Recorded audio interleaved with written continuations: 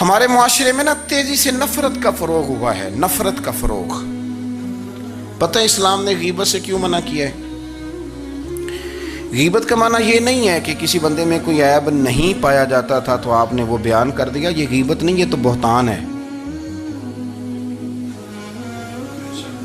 کسی میں کوئی عیب نہ پایا جائے تو وہ بیان کرنا وہ غیبت نہیں، وہ تو بہتان ہے۔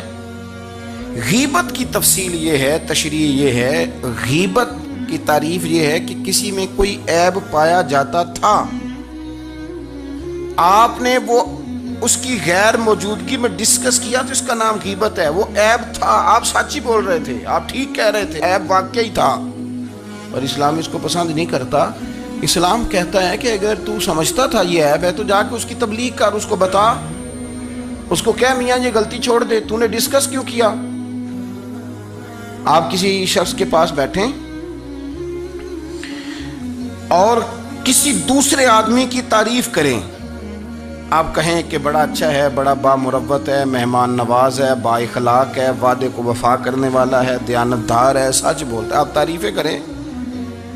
آپ کسی کے سامنے تعریف کریں گے نا تو بندہ کہے گا یار کسی دن ملاقات تو کرا، اور جب وہ ملے گا تو اس کی آنکھوں کے اندر ایک خاص کشش ہوگی، پیار ہوگا، ملنے کو جی چاہے گا، ایک خاص راحت ہوگی۔ یہ کب ہوگا؟ جب آپ نے کسی کی تعریف کر دی۔ لیکن اگر آپ کسی کی غیبت کریں گے، کسی کے بارے میں کہیں گے بڑا غلط ہے جی، لوٹ لیتا ہے جی، چور ہے جی، فاسق ہے جی، تو بندہ اگر کبھی مل بھی گیا تو اس سے سلام لینے کو دل۔ ہم نے پتہ کیا کیا ہے؟ تیزی کے ساتھ فروغ پایا ہے ہمارے ہاں نفرت کا ماحول، تیزی کے ساتھ فروغ پایا ہے ہم نے نا، تیزی سے۔ آپ کھول لیں، کوئی یوٹیوب کھول لیں، کوئی ایسا چینل کھول لیں، بس لڑائی ہے، فلانا فلانے سے لڑ رہا ہے، فلانا۔ مذہبی لوگوں کی میں منت کرتا ہوں کہ خدا را دین کو اس طرح کا ماحول تو نہ آپ دیں کہ لوگ کہیں کہ ان میں کوئی شے ہے ہی نہیں، فلانا فلانے کا جواب دے رہا ہے، فلانا فلانے کا، اور بازاری زبان استعمال کی جا رہی ہے۔ اور ٹھیک ہے، مسلمات جو طے تھے لوگوں نے تو ان کو بھی چھیڑنا شروع کر دیا، اور تضحیق کی جاتی ہے، لفظ اس طرح کے اختیار کیے جاتے ہیں جو ویسے ہی وزادار آدمی بولنا پسند نہیں کرتے۔ کیا آپ اپنی شکل دکھا رہے ہیں کفر کو کہ یہاں نفرت ہی نفرت ہے، اور وہ باتیں جن کو بالکل چھیڑنا نہیں چاہیے تھا ان پر بھی آپ کلام کرتے ہیں۔ آپ نے کوئی چیز نہیں چھوڑی، اس پر آپ نے بحث نہ کی ہو، الجھایا نہ ہو، میلہ لگا دیا، اللہ جانے کوئی کیا بول رہا ہے۔ دعوت دین کون دے گا؟ پیغام حق کون سنائے گا؟ فلانا فلانے کا جواب دے رہا ہے، اور پھر وہ دوسرے کا جواب دے رہا ہے، تیسرا تیسرے پہ تبصرہ کر رہا ہے، چوتھا پانچویں پہ تبصرہ کر رہا ہے۔ یہ کب تک بات ایسے چلی؟ یہی حال سیاسی لوگوں کا ہے۔ میرے ملک کا جو نوجوان اب بڑا ہو رہا ہے نا، میں بڑی ذمہ داری سے بتا رہا ہوں، وہ جیسے ہی بڑا ہوتا ہے تو وہ سمجھتا ہے میں ڈاکوؤں کے ملک میں پیدا ہوا ہوں، وہ سمجھتا ہے یہ شاید چوروں کی دھرتی ہے، وہ سمجھتا ہے شاید یہاں سب دھوکے باز ہیں۔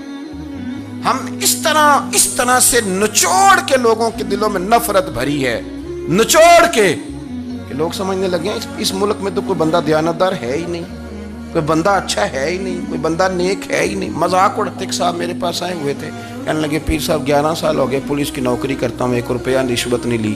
وہ چلا گیا، میں نے اسے تھپکی دی تو وہ نکلا ہے، تو ایک بندہ کہنے لگا سب انہیں جو ہوتے نہیں نہ سکتا۔ میں نے کہا یار تو منشی ہے اللہ کی رحمت کا، یہ میرے رسول اللہ کا دین ہے، اور قیامت تک لوگ اس پر عمل کریں گے۔ اس نے 11 سال کا ہے، وہ 40 سال بھی کہتا تو میں ماننے کو تیار ہوں۔ کیوں کچھی باتیں کرتے ہیں؟ آپ نے تو تباہی کر دی، کوئی بندہ ٹھیک نہیں بچا۔ ایسے میلہ لگا ہوا ہے، اس دھرتی کو آپ برا کہتے ہیں، اس کو چوروں کی اور ڈکیت کی اور فراڈ لوگوں کی آپ دھرتی کہتے ہیں۔ یہ وہ دھرتی ہے جس نے داتا گنج بخش علی حجویری جیسے لوگ رکھے ہوئے، یہ وہ دھرتی ہے جہاں بابا فرید جیسے لوگ بستے ہیں۔ کیا بات کرتے ہیں صاحب؟ یہ اتنے بزرگ ترین لوگ یہاں بستے ہیں اور آپ کیا بات کرتے ہیں؟ اور دیکھیں، میں بالکل ہی غیر سیاسی اور غیر جانبدار رہتا ہوں ملکی معاملات میں، لیکن جس شخص نے پاکستان کو ایٹمی قوت بنانے کے لیے، اب تو بڑی عمارت ہو گئی ہے، غربت میں جس بندے نے کام شروع کیا تھا کہ ایٹمی طاقت بن جائے، اس نے کوئی کام کیا کہ نہیں کیا؟ آپ کو پاورفل بنایا کہ نہیں بنایا؟ کبھی تبصرہ ہوتا ہے اس پر بھی؟ ہمیں لاکھ اختلاف صحیح، ہم بھی بات کرتے ہیں مخالفت میں، لیکن تباہی نہیں اتار دی ہم نے توہین کر کر کے، نفرت پھیلا پھیلا کے۔ اس سے پہلے جو حکومت گئی شاید اس کا سب سے بڑا مخالف میں ہوں، لیکن ایسا نہیں ہے کہ انہوں نے کوئی کام بھی ایسا نہیں جو اچھا نہ کیا ہو، ایسا نہیں ہے۔ میں ملک بھر میں سفر کرتا رہتا ہوں، میں دیکھتا ہوں بہت ساری جگہیں ایسی ہیں، بہت سارے دیہات ایسے ہیں جس میں بڑے بڑے شاندار روڈ بنائے گئے، کام کیا گیا۔ ان کی 99 خامیاں اپنی جگہ پر، خوبی کا بھی تو ذکر کریں۔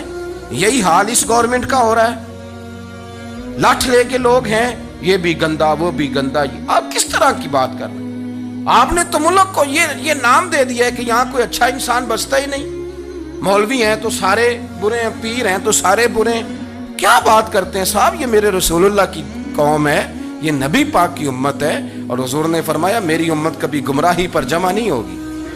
یہ نہیں ہو سکتا سارے لوگ ہی غلط ہو جائیں، لیکن ہم نے تباہی اتار دی۔ جس کے ہاتھ میں سپیکر آتا ہے وہ سب کی پگڑیاں اچھالنا ضروری سمجھتا ہے، جس کے ہاتھ میں قلم آتا ہے وہ کہتا ہے چونکہ میں لکھ رہا ہوں تو میں اکیلا ٹھیک ہوں، باقی سارے غلط ہیں۔ محبت کو فروغ دیں، پیار کریں، اخوت کا رنگ دیکھیں۔ حاتم طائی کی بیٹی مجرم بن کے آئی تھی، مجرم بن کے، کلمہ نہیں پڑھتی تھی، اور اس کو سامنے کھڑے کر کے میرے نبی پاک نے فرمایا تیرا باپ کلمہ نہیں پڑھتا تھا پر اس میں عادتیں اچھی پائی جاتی تھی، اس کی صفات ٹھیک تھیں۔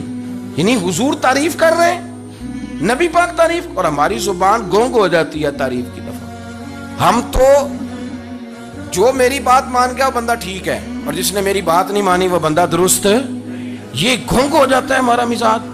اپنی زندگی میں اچھے الفاظ ادا کریں، اولیاء اللہ کے بارے میں، ان لوگوں کے بارے میں جو مسلمہ بزرگ ہیں، ہمارے امت کے مسلمہ بزرگ ہیں، ان کے بارے میں ہم ایسی کمزور باتیں کرتے ہیں جن کا سرے سے کوئی وجود نہیں، سرے سے کوئی داستان نہیں ان لوگوں کی۔ تو یاد رکھیں میرے عزیز، میرے رسول کریم صلی اللہ تعالی علیہ وآلہ وسلم نے جو ہمیں دین دیا وہ محبت والا دین ہے، وہ پیار والا دین ہے، وہ اخوت والا دین ہے۔ اس میں پیار کریں گے، پیار آگے لے کے جائیں گے، پیار کو فروغ دیں گے۔ سنیں حدیث، میرے نبی پاک علیہ السلام نے فرمایا قیامت کے دن رب کریم فرمائے گا کہاں ہیں وہ لوگ؟ منادی اعلان کرے گا میدان محشر میں، کوئی آدمی اعلان کر وہ کہاں ہیں لوگ؟ اور تو کس کو ڈھونڈ رہا ہے؟ فرمایا مجھے رب نے بھیجا ہے کہ وہ بندے ڈھونڈ کے لاؤ جو دنیا میں میری رضا کے لیے ایک دوسرے سے محبت کیا کرتے ہیں۔ وہ بندے ڈھونڈ کے لاؤ۔ بندے ڈھونڈے جائیں گے، یا رسول اللہ رب ان کا کیا کرے گا؟ تو نبی کریم صلی اللہ علیہ وسلم فرمانے لگے رب فرمائے گا تم دنیا میں میری رضا کے لیے ایک دوسرے سے پیار کرتے تھے، آج میرے عرش کے سائے کے علاوہ سایہ کوئی نہیں، آج میں تمہیں اپنے عرش کے سائے میں جگہ عطا کروں گا۔